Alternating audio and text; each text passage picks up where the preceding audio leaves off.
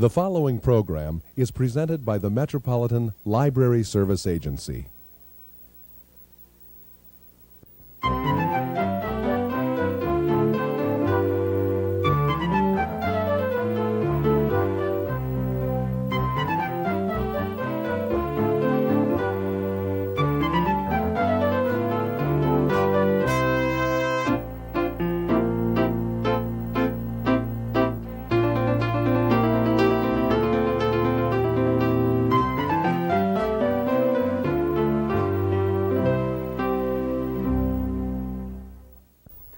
Hello, welcome to All About Kids, a program focusing on the interests of children and young people and some of the issues affecting them. Finding age-appropriate childcare for children in elementary school is an issue affecting many families. There are fine programs in schools across the state, and today we'll be talking with the coordinators of two especially interesting programs.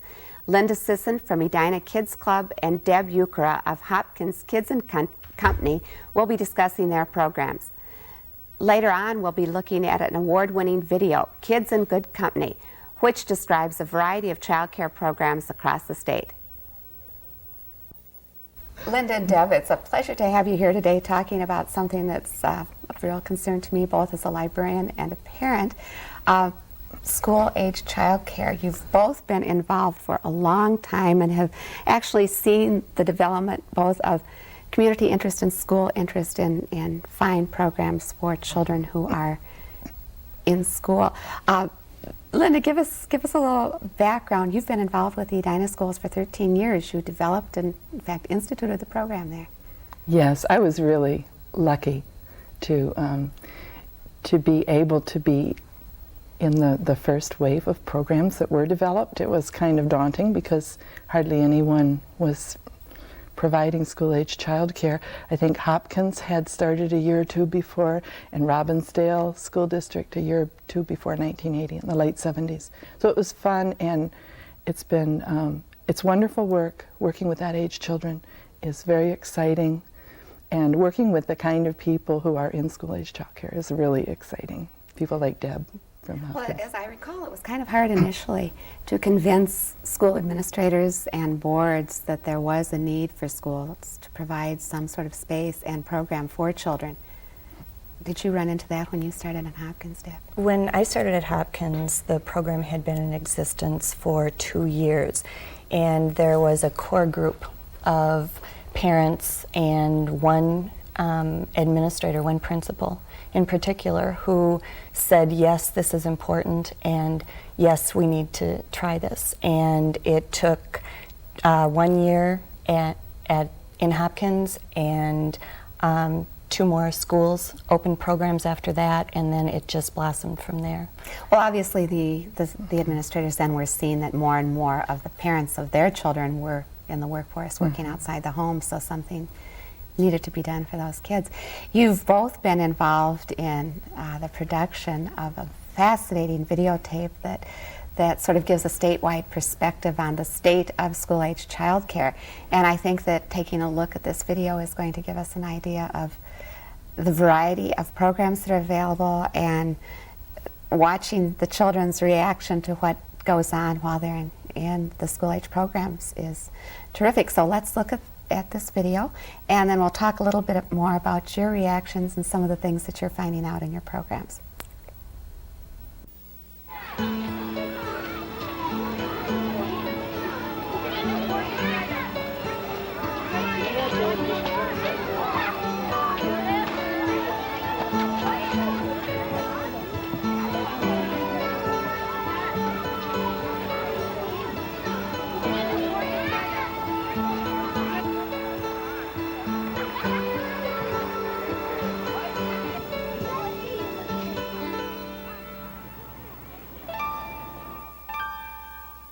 Every time I hear a noise, it sounds like somebody's coming in the door.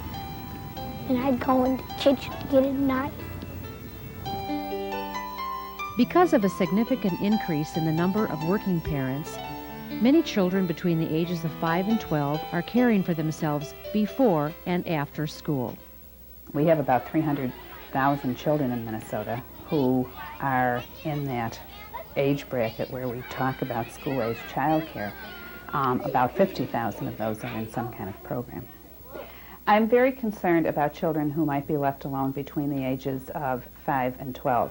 And children who are home alone after school are often told by their parents, for very good reasons, don't go outside the house.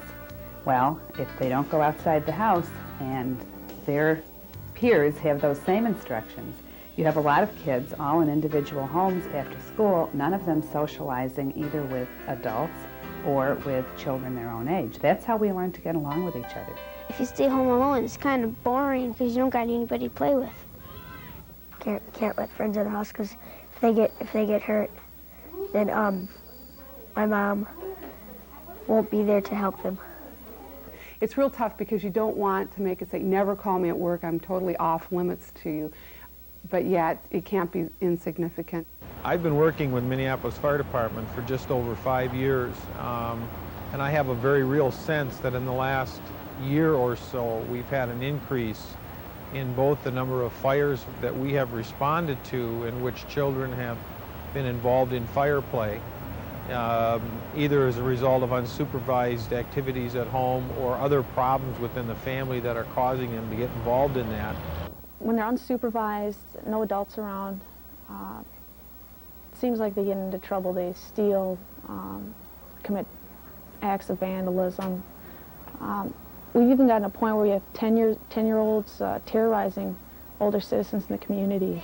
We know that children who are in this age group are at a prime formative time in their development, and that they are at a time when they are clearly exploring options, exploring choices, starting to make major decisions.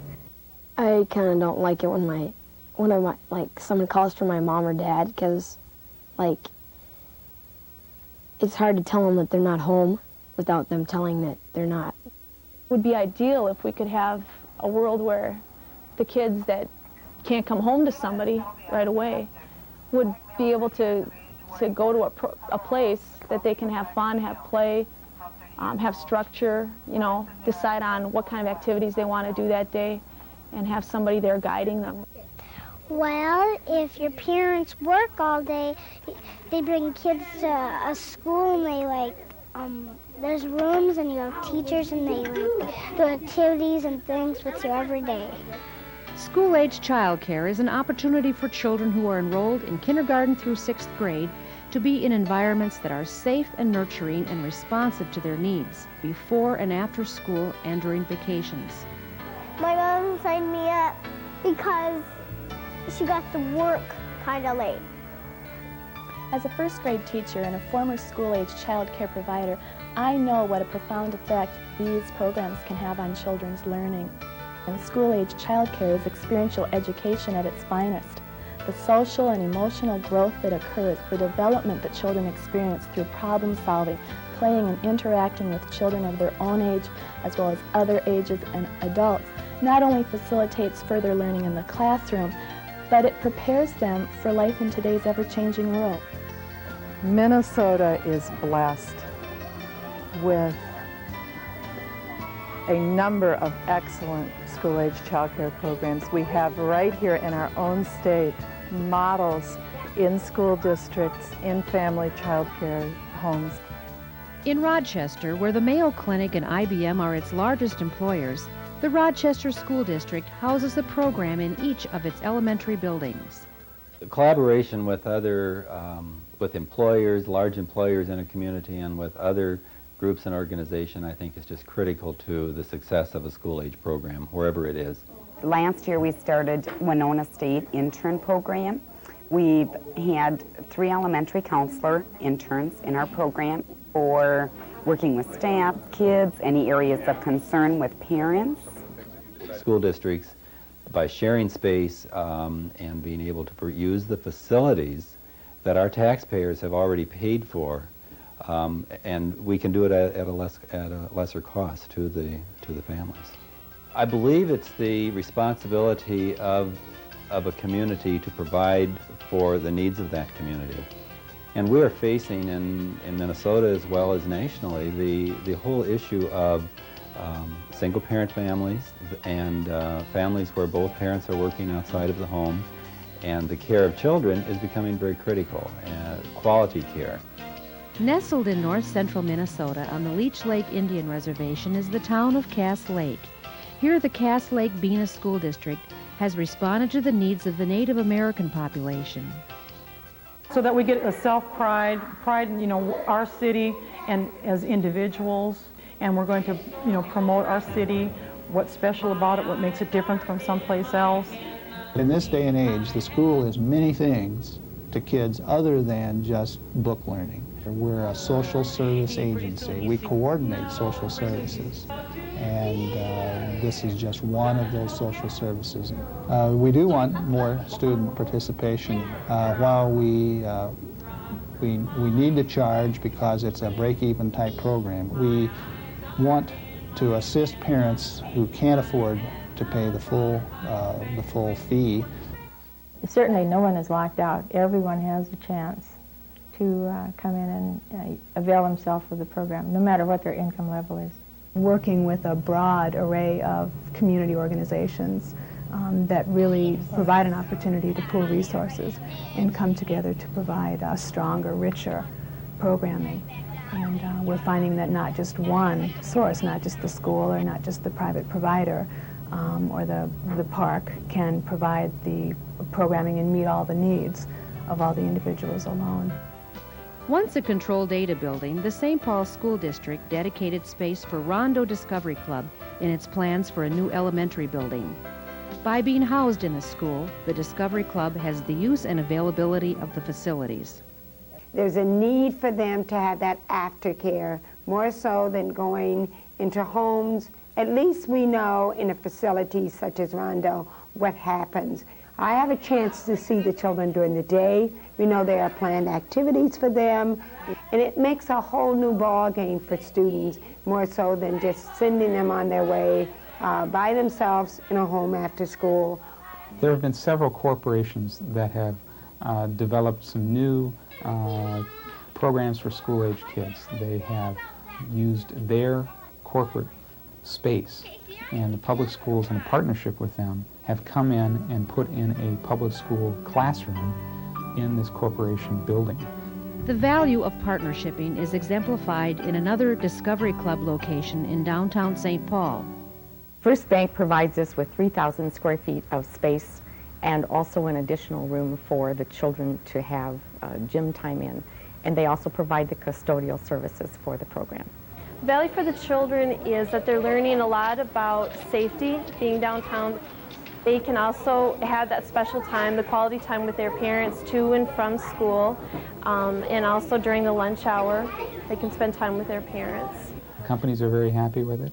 Parents seem to be very happy. Schools benefit because they don't have to spend money on building more buildings. Space is at a premium. If the private sector would interact with the public sector and use its flexibility, I think we could do a lot. It isn't just a matter of the private sector putting money in, but it's a matter of the private sector encouraging people to think in different ways and to see that resources can be used more creatively. There must be a commitment at the higher levels of all institutions and the community in general to solve this problem, where the institutions agree to work together and they agree to listen. The Anoka-Hennepin School District school-age program, Adventures Plus, is facing the challenge of integrating all children into the program.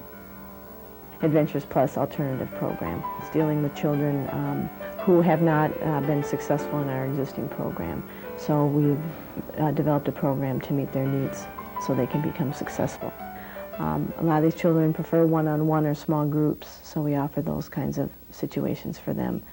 So they feel better about themselves, and so they feel better when they're interacting with their peers.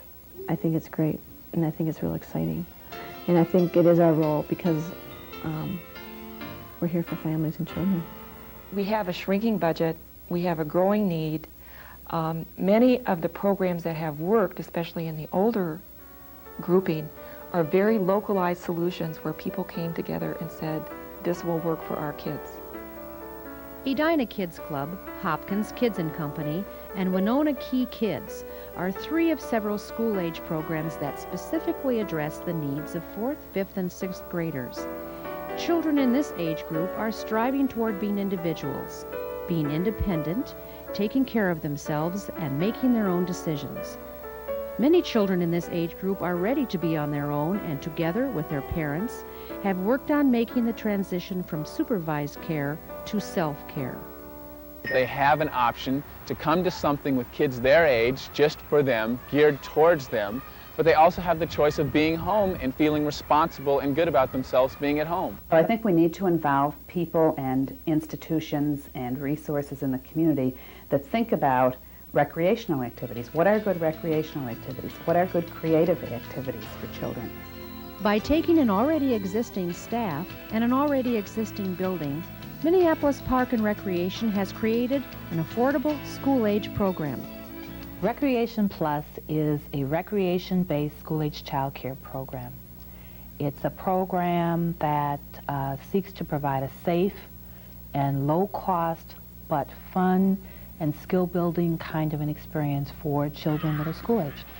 So we feel it's real critical for kids to develop leisure skills at an early age, that they learn how to do certain kinds of athletic or sport activities, that they develop an appreciation for art programming, that they get some sense of their own culture and feeling a strong sense of self-esteem about who they are and their place in the world.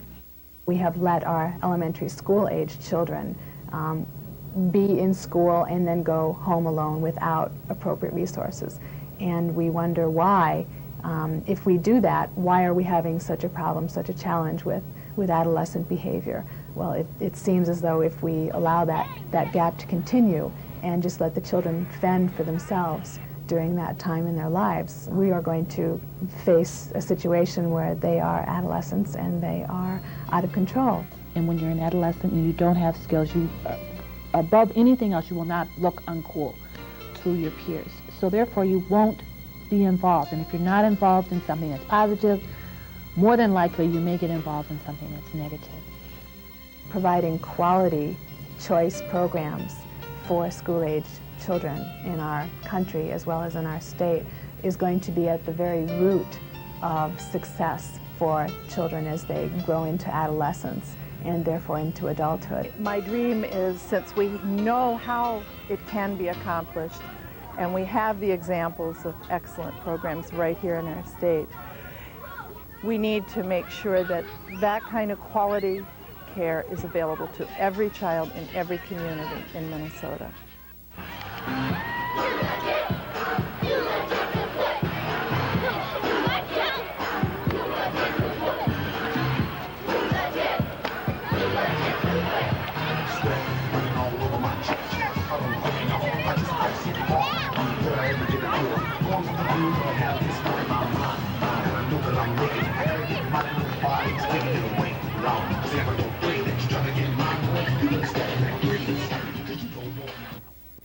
This program was produced through the facilities and with the staff support of Paragon Cable Minnesota and Southwest Community Television. Deb, that was a great video. I can just imagine the hours of production and editing that went into it. I understand you traveled all over the state when you were working on that. What were some of your experiences? That was probably the best part of producing the video, was traveling throughout the state. I was able to see programs, as you saw, in Rochester and really meet the behind-the-scenes people. When you're working in school-age child care, as much as you'd like to get out and visit other programs, you hear about other programs, but there's not enough time. I was able to go meet with people, actually see the programs in action.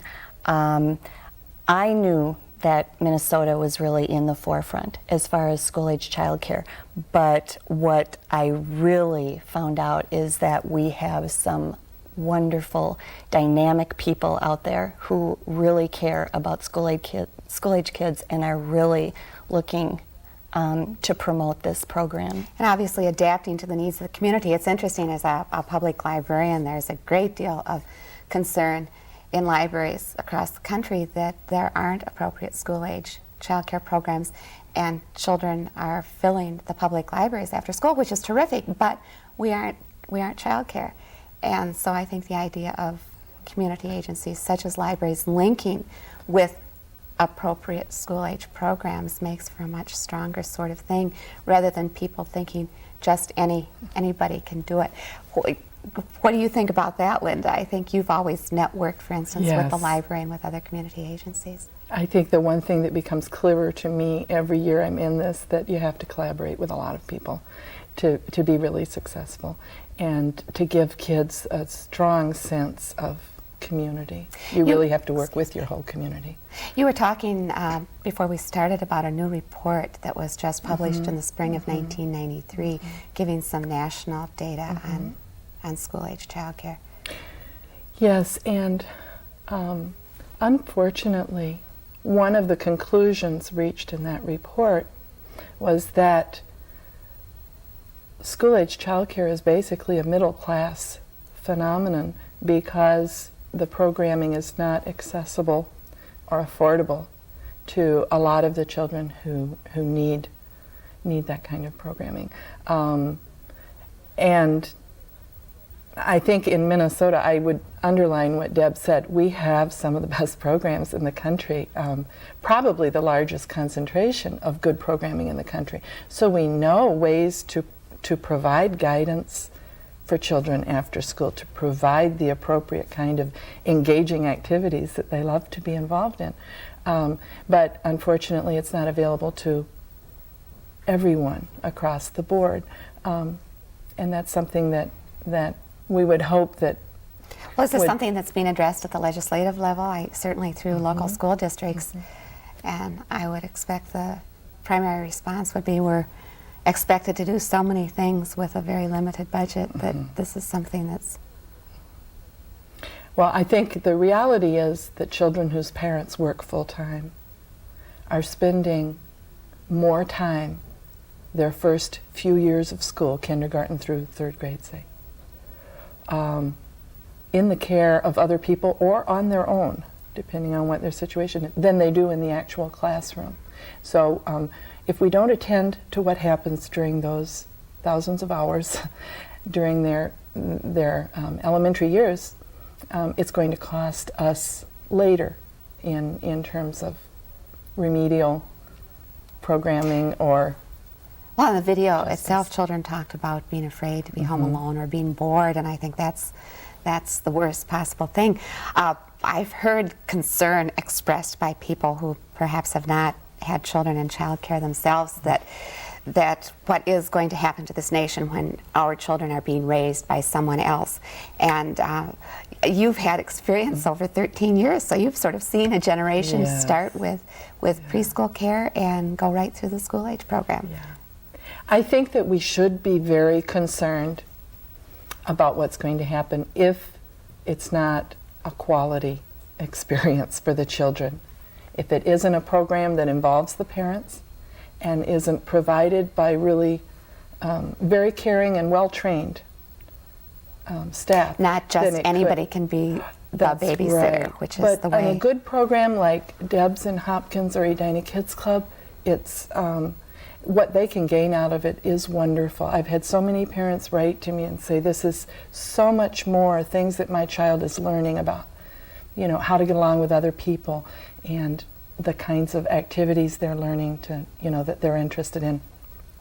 It just far surpassed what they expected. Well, didn't you say that one of the children who was among the first kids you worked with is now an assistant in one of your programs? Yes, he's a senior in high school now. He was a kindergartner in 1980, and now he's a senior, and he's back, and that's wonderful for the children in the program to be able to relate to someone like an older brother, number one, but someone who was right in their shoes 6 or 7 years ago. Deb, what are some of the things that the children in the Hopkins program seem to enjoy the most? Oh, we were able to offer them media center, computer lab kinds of things. They do a lot of after-school sport activities. We bring in guest speakers, and so they can learn kite making. We've used the Museum of Art experts, and they've come in and done some art pottery projects with kids. Of course, I would say probably the most popular things are our field trips that we take on school release days and during the summer. So they basically, parents say that we take kids places where they have never been. Well, it's hard if parents are both working outside the home all week. Weekends are usually for cleaning or yard work or that sort of thing. So the whole sense I have of the school-age programs that are designed to meet the needs of elementary school children are that the kids aren't being warehoused. They love being there. It gives them activities, new friends that they're in school with during the day. So it's a very, very positive experience. They're not just sitting in a room waiting for mom or dad to pick them up. Right. They really do learn how to get along with other kids. Learn what are appropriate kinds of socializing skills, what are some other skills that they can pick up and possibly carry into their adolescence and into their adulthood. Do you have any reaction from classroom teachers about, obviously, the children start the program perhaps at 7 o'clock in the morning, they get to class at 9 or something, but do you have a better rapport with teachers because they are in the same building with the children, so if there are problems or concerns, you both can work together? Oh, definitely. I would say that is one of the assets of being right in the school. We work with all of the support staff, the principal, the counselors, the social workers, the media people, and the classroom teachers. So yeah, there's really, really good communication. And it's that's sort of what we are looking to do, is really develop a whole child. And that's how we look at our program, is developing a whole child. One of the things I appreciated when my children were in school-age childcare was getting to the school every day, seeing faculty in the hall, getting to talk to the principal. And this was just in a real informal way, but I always felt that I knew more what was going on than just going to a PTA meeting or some sort of program. So I think that having the programs right in the school building can really be very useful for parents, very helpful. You're modeling Minnesota programs in other part of the country. We are in a leadership position. Definitely.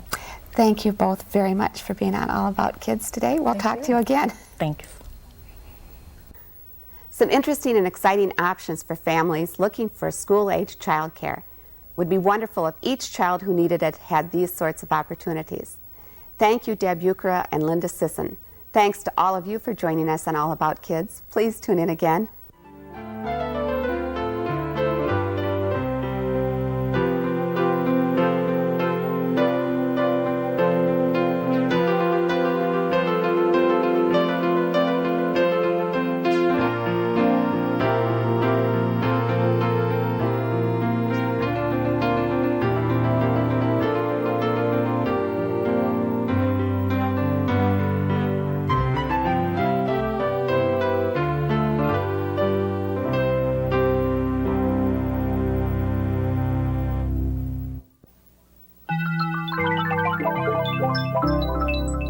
This has been a presentation of Hennepin County Library in conjunction with the Twin Cities Metropolitan Library Service Agency.